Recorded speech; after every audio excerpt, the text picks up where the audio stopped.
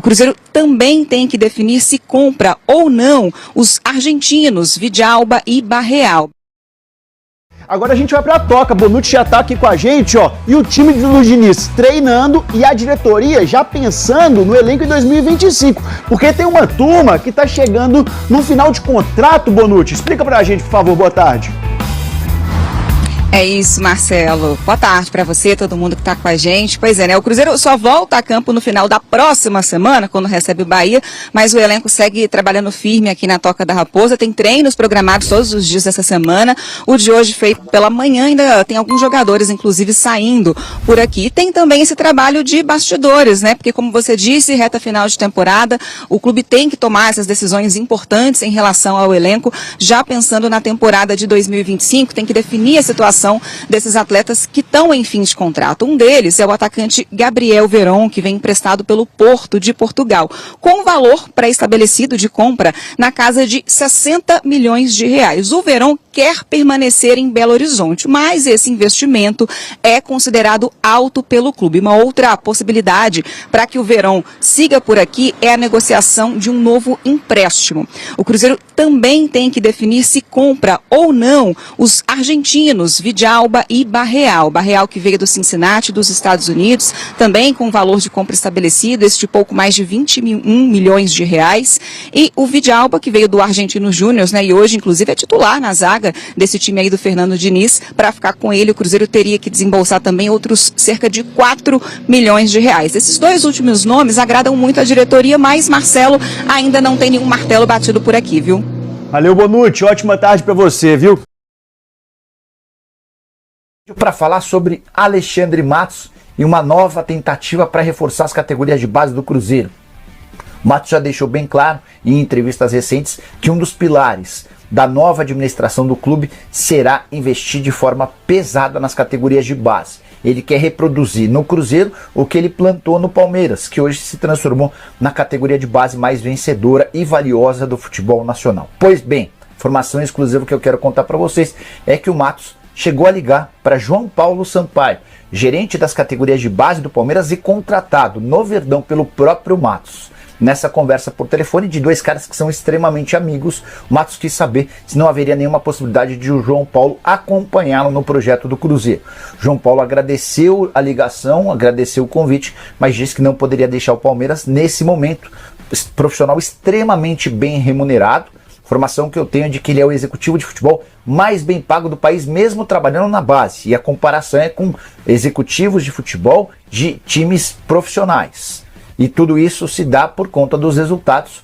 O João Paulo Sampaio chegou em 2015 ao Palmeiras. E em sua 10ª temporada, ele está completando 10 anos de Palmeiras como gerente das categorias de base. Ele soma mais de 200 títulos, do sub-11 ao sub-20. São 195 convocações para seleções de base, além de 1 bilhão e 800 milhões de receitas com vendas de atletas formados nas categorias amadoras do Palmeiras. 1 bilhão e 800 milhões de reais. Aí você pergunta, mas Nicola, Palmeiras do João Paulo Sampaio não gasta muito na base? 300 milhões de reais em 10 temporadas. Isso equivale a mais ou menos 30 milhões de reais por ano. Dá para dizer que o saldo é extremamente positivo. Ou vocês discordam?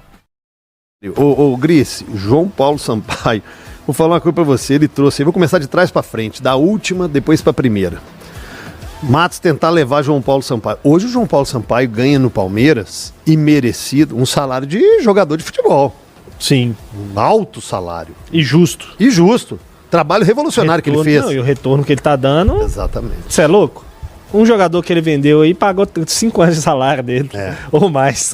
Ali, fora, os graúdos, né? O Hendrick, Estevão, que ele foi lá, buscou... E o grande ponto, assim, CJ, que eu acho que é difícil tirar ele pra trabalhar em base em outro clube, é porque criar essa estrutura leva muito tempo, cara. Muito tempo. Mas muito tempo a gente fala quanto? Talvez 3, 4 anos, pelo menos. Então, assim, pra você estruturar esse projeto, pra ficar do tamanho que o Palmeiras ficou, você pode demorar aí 3, 4 anos. Então, o que acontece? O cara olha e fala, pô, vou sair para outro clube, aí daqui a 1 ano os caras olham para mim e falam, não, você não tá dando o resultado que eu quero, tchau. E manda embora, entendeu? Como a rotatividade no futebol é muito grande, então vai ser difícil tirar ele lá do Palmeiras. Cara, ele chegou lá em 2015. Nós vamos fazer 10 anos E lá. talvez começou a colher frutos em 18, 19. Perfeito. Então, tempo, demanda tempo. Aí o tal do investimento que a gente fala. Paga um cara longo desse, ele dá prazo. resultado, mas ele dá Longo resultado. prazo, Entende? Assim, tem até algumas coisas que eu acho que vale a discussão, a forma, às vezes, como o Palmeiras tem conseguido levar alguns jogadores, que não está fora da lei, mas às vezes... Você acha que é não mais sei- imoral do que ilegal? Não, ilegal não é. Ilegal não é, de fato, porque as coisas estão andando lá e o Palmeiras é um clube que preza pela legalidade das coisas, pelo menos é o que aparenta. Tanto que tá disputando os campeonatos, né? Que se tivesse Claro, aliciado, sim, estaria sim. fora. Mas ele usa de alguns artifícios, né, com o poder financeiro que ele tem, que pode ser discutido se é moral ou se não é moral. Mas enfim, o trabalho é bem feito. engraçado O trabalho também. é bem feito do Palmeiras. É imoral, assim, ok, a gente vai falar. Mas errado não tá, né, cara? É isso. Por isso que eu falei assim, cabe a discussão de a forma como tem sido algumas abordagens, mas está tudo dentro da legislação. Está tudo dentro da legislação. Então não tenho, né, muito o que fazer, o que falar. Ele está usando dos artifícios, das brechas que a lei tem e está trabalhando bem. Ou Está dando dentro da lei, resultado. né, nem brecha. E aí vocês falaram do salário, um cara que deu 1 bilhão e 800, esses são os valores mesmo? É aqui, ó, vou 1 ler. bilhão e 800. 1 bilhão e 800. E gastou 300 milhões? Se você tivesse gastado com ele 700 milhões com o funcionário, você teria mais 800 milhões de lucro. O trabalho do cara é sensacional. Absurdo, hein? Nós estamos falando 1 bilhão e 800. Vamos botar então aqui 1.500 em 10 anos. Espetacular. É 150 milhões por ano, né? Espetacular.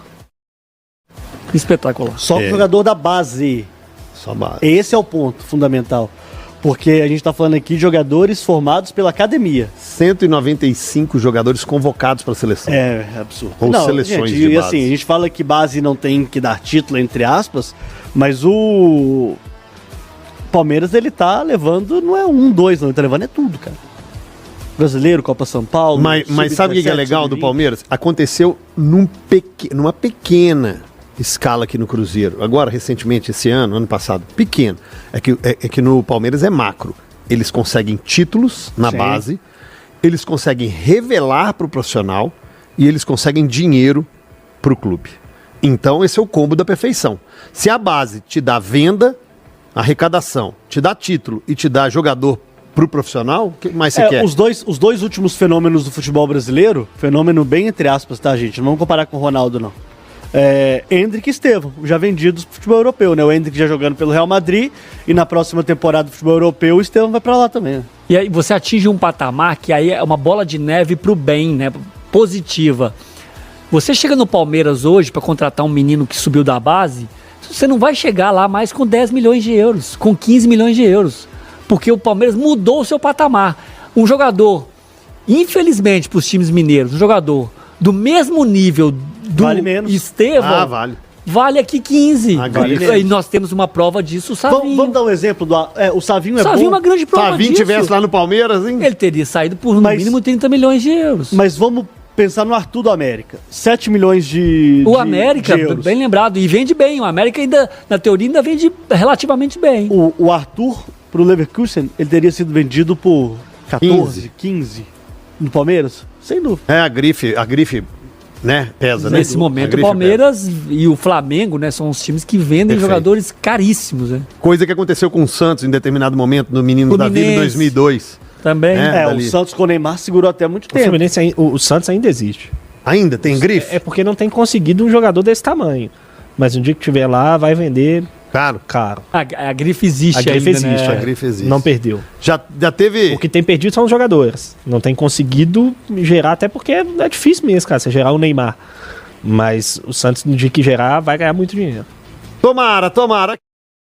E começou ontem a pequena pré-temporada aí do técnico Fernando Diniz, né, para poder conhecer os seus atletas, para poder passar para os seus jogadores aí o seu estilo de jogo, as suas ideias de jogo, e a gente espera que o Cruzeiro, né, volte, mas volte diferente, que não seja como foi nas últimas paradas aí para essas datas FIFA, nas quais aí o Cruzeiro voltou e voltou pior do que tinha terminado quando o técnico Fernando Seabra aí era o treinador celeste. Ontem todos os atletas, com exceção daqueles que estão no departamento médico, realizaram atividades intensas com bola, treinamentos técnicos. O técnico Fernando Diniz acompanhou para e passo cada atleta, comandava ali as atividades, conversava com os jogadores. Cruzeiro que vai ter muito tempo, né? Treinou ontem à tarde, treinamento hoje, terça, quarta, quinta, sexta e sábado pela manhã, e no domingo folga, e na semana que vem volta às atividades da segunda e vai até o dia do jogo contra a equipe do Bahia às 9h30 da noite, dia 18, no Mineirão, jogo esse pelo Campeonato Brasileiro.